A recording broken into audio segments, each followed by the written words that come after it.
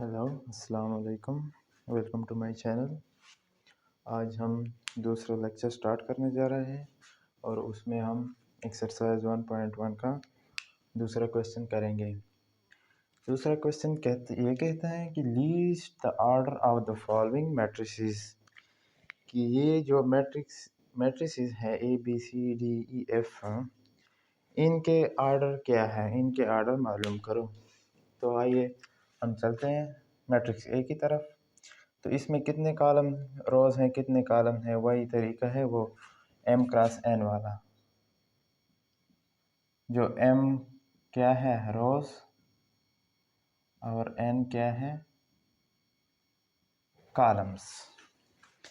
तो पहले मैट्रिक्स में ये एक रो दो रो है, m2 है क्रॉस n, 1 2 3 तीन कॉलम है। तो ये मैट्रिक्स हमारे पास क्या है, इनका ऑर्डर क्या है 2/3। So order is 2/3। ये इसका हो गया ऑर्डर। ऐसे भी कह सकते हैं कि 2x3 या 2/3, ये एक ही चीज़ है। अब आते हैं दूसरे पार्ट की तरफ, क्वेश्चन नंबर 2 सेकेंड पार्ट। इसमें क्या है b इज इक्वल टू -4। तो इसमें कितने रोज हैं, ये 1, और कॉलम कितने हैं वो भी एक है। तो ये क्या हो गया, ऑर्डर इज 1/1। फिर थर्ड पार्ट की तरफ आते हैं। इसमें कितने रोज हैं 1 2, तो 2 लिख लेते हैं क्रॉस, कॉलम कितने हैं 3। ऑर्डर क्या है 2/3, ये इसका ऑर्डर है।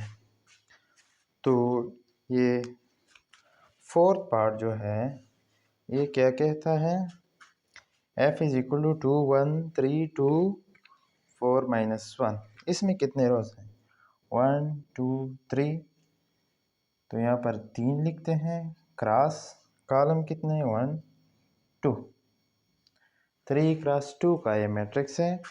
सो हम लिख सकते हैं कि ऑर्डर इज 3/2। तो नेक्स्ट पार्ट की तरफ बढ़ते हैं। वो क्या है, e इज इक्वल टू 3 2। इसमें रो कितने हैं 1, और कॉलम कितने हैं 1 2। तो ये क्या हो गया 1 क्रॉस 2। So order is 1/2। अब जो हमारे पास 6 पार्ट है, d इज इक्वल टू 1 2 3 6 5 9 0 0 0। इसमें कॉलम कितने हैं, रोज कितने हैं, और इसका ऑर्डर क्या है वो आप लोगों ने कमेंट में बताना है, ठीक है। तो ये थे ऑर्डर जो हमने पहले भी ऑर्डर पढ़े थे, वो एक्सरसाइज से पहले एग्जाम्पल किए थे। अब ये क्वेश्चन है ऑर्डर पर। आगे बढ़ते हैं क्वेश्चन नंबर 3 की तरफ। क्वेश्चन नंबर 3 क्या कहते हैं, if a is equal to, ये मैट्रिक्स दिया है, give the following elements a12 a23 a32 a43 a13। अब a12 क्या है, a23 क्या है, a32 क्या है, ये एलिमेंट्स क्या है हमारे पास। a12 का मतलब ये होता है कि एक ऐसा एलिमेंट जो ये जो है ये हमारे पास रो के लिए होता है, और ये जो सेकंड नंबर है ये हमारे पास कॉलम के लिए होता है। तो एक ऐसा एलिमेंट जो फर्स्ट रो में पड़ा हो और सेकंड कॉलम में पड़ा हो, तो वो क्या है हमारे पास फर्स्ट रो में। फर्स्ट रो में तो ये भी है, ये भी है और ये भी है, लेकिन हम सिर्फ इसको ढूंढेंगे कि A12 कौन सा है। तो ये तो सारे हो गए फर्स्ट रो में। तो हम इस सेकंड नंबर को देखते हैं कि सेकंड कॉलम में भी होगा। तो सेकंड कॉलम तो ये है। तो ये A12 कौन सा एलिमेंट हो गया, वो हो गया ये 2 वाला।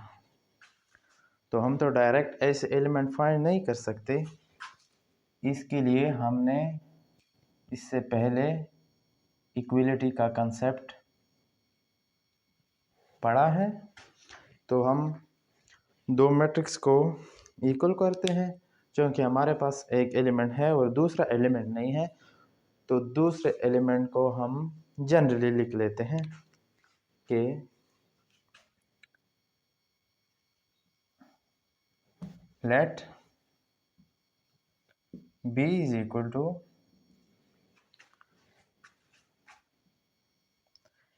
किसी भी मैट्रिक्स को अगर हम जनरली लिखते हैं तो इस फॉर्म में होगा A12, A13, A11, A21, A22, A23, वो इस फॉर्म में हम लिखेंगे। तो इसको हम जनरली लिखते हैं। वो क्या है, A11 पहला मैट्रिक्स जो पहले रो में हो और पहले कॉलम में हो, वो उसको हम A11 कहते हैं। A12, A13, A21 क्योंकि ये सेकेंड रो स्टार्ट होता है, और पहला जो नंबर है वो हम क्या लिखते हैं, रो का लिखते हैं, तो ये 2 लिखेंगे। A22, A23। फिर थर्ड रो स्टार्ट होता है तो हम क्या लिखेंगे, A31, A32, A33। फिर फोर्थ रो स्टार्ट होता है तो हम क्या लिखेंगे, A41, A42, A43। ये हमने लेट किया कि let B is equal to ये वाला मैट्रिक्स। अब हम ये भी ऐसा भी लिख सकते थे कि यहाँ तक मैट्रिक्स हम लिख सकते थे, मतलब लेट कर सकते थे ना, यहाँ तक कर सकते थे या यहाँ तक कर सकते थे। लेकिन हमने ऐसे क्यों नहीं किया, क्योंकि हमने इक्विलिटी के कंसेप्ट में पढ़ा था कि सबसे पहले पहला कंडीशन जो है वो सेटिस्फाई होना चाहिए। और वो पहला कंडीशन क्या था, वो हमारे पास ये था कि अगर ए हमारे पास एक मैट्रिक्स है एंड बी हमारे पास एक मैट्रिक्स है, तो पहला कंडीशन जो था वो था कि इसके ऑर्डर सेम होंगे।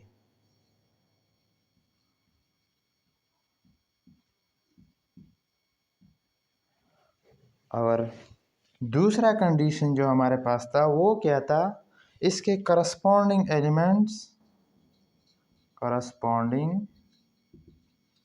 Element are same. तो वो क्या होंगे, वो हमारे पास सेम होंगे। तो पहली कंडीशन के मुताबिक हमने ये कैसा मैट्रिक्स है, इसमें कितने रोज हैं, 1 2 3 4 रोज हैं और 1 2 3 कॉलम और 3 कॉलम है। तो ये मैट्रिक्स क्या है, 4x3 का मैट्रिक्स है। ये मैट्रिक्स हमने 4x3 का लेना है, क्योंकि अगर हमने कोई और मैट्रिक्स लिया तो हम जो बीच में इक्वलिटी का साइन आता है वो हम फिर नॉन इक्वल लिखेंगे, क्योंकि जब ऑर्डर सेम नहीं है तो ये कैसे इक्वल होंगे। पहला कंडीशन ही सेटिस्फाई नहीं होता, दूसरी कंडीशन के लिए हम तब जाते हैं जब पहला कंडीशन सेटिस्फाई हो। तो फिर ये क्या है, ये भी 4x3 है। तो हम लिख सकते हैं कि A is equal to B, क्योंकि हमने ये क्या लिया है, जनरली लिया है। तो इसको हम लिख सकते हैं कि A is equal to B.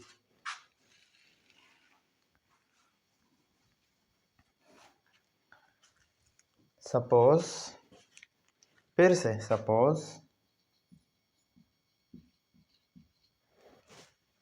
A is equal to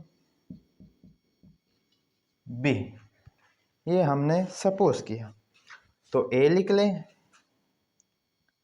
A का जो मैट्रिक्स है वो लिखते हैं 3 2 -4 -2 5 0 2 1 5 -3 4 6 इज इक्वल टू B का मैट्रिक्स लिखते हैं A11 A12 A13 A21 A22 A23 A31 A32 A33 A41 A42 A43। ये मैट्रिक्स हमने लिख लिया और लेट किया कि ये हम दोनों जो है ये हमारे पास इक्वल हैं।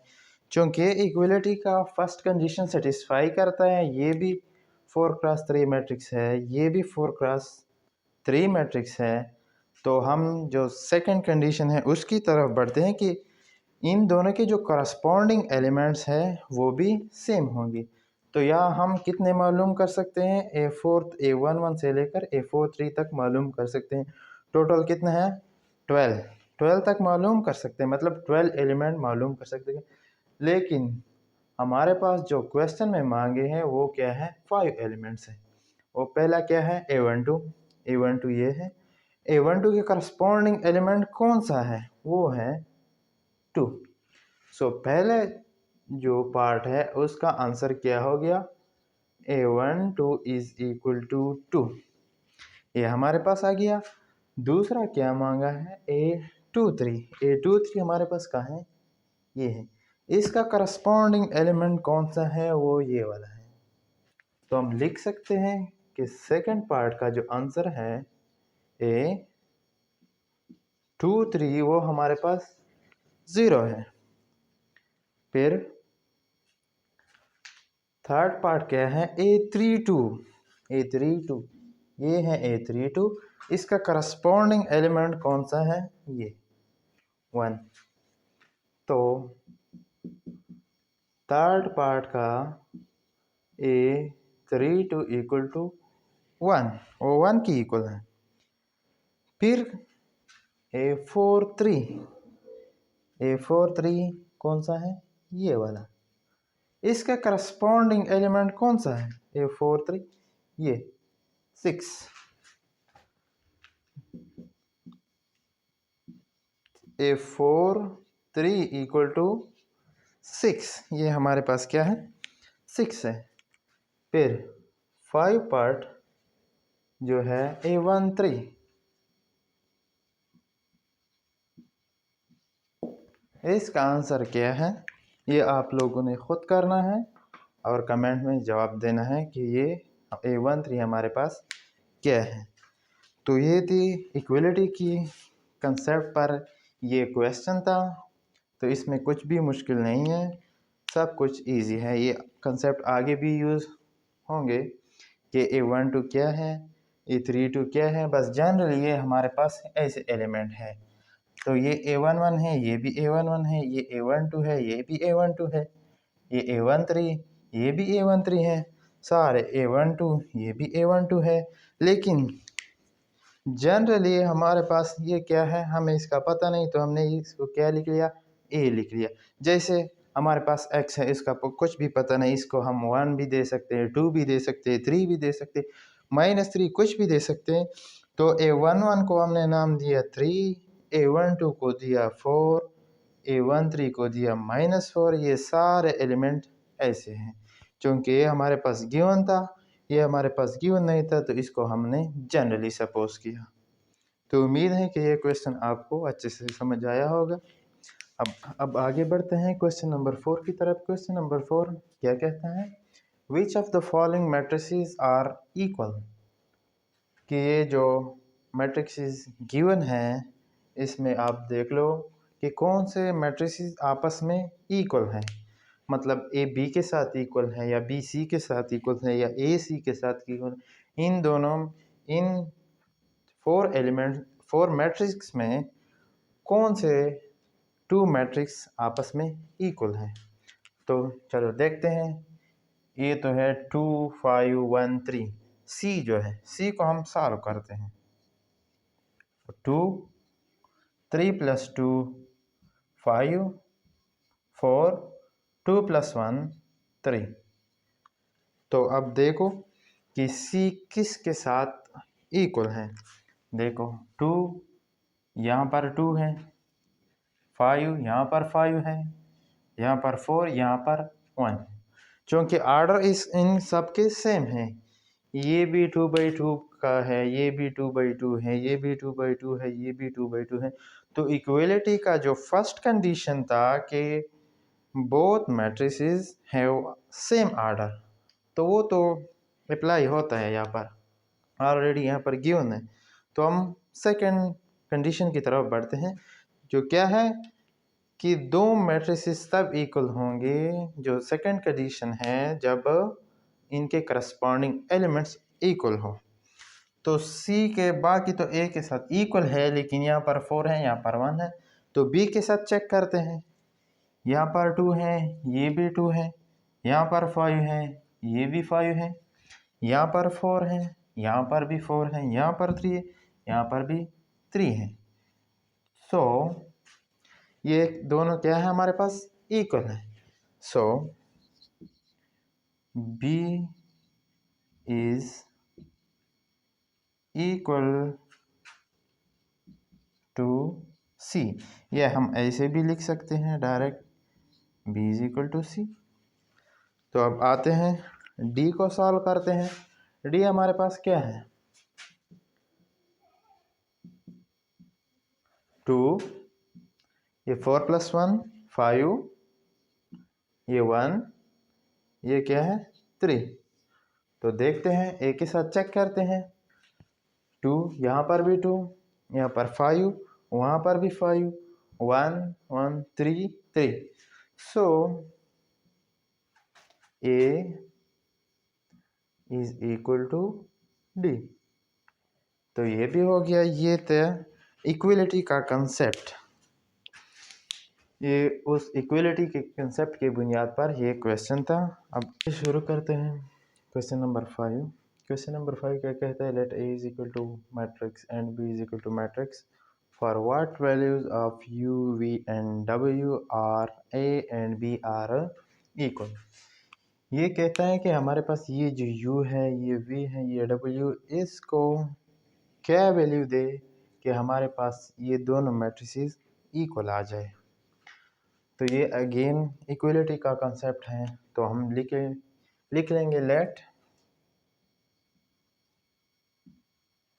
A is equal to B, क्योंकि इक्वलिटी का जो फर्स्ट कंडीशन है कि दो मैट्रिक्स का आर्डर सेम होना चाहिए, वो तो आर्डर सेम है। इसमें 2 रोज 2 कॉलम है, इसमें 2 रोज 2 कॉलम है, ये 2/2 है, वो 2/2 है। तो सेकंड कंडीशन की तरफ बढ़ते हैं, let A is equal to B। फर्ज करें हम ले सकते हैं कि A जो है वो B के बराबर है। तो A का मैट्रिक्स लिख लें, 2 - 3 U 0 equal to V - 3 5 W। अब ये दोनों इक्वल हैं। तो अब ये दोनों इक्वल हैं, तो इसके करस्पॉन्डिंग जो एलिमेंट्स है वो भी आपस में इक्वल होंगे।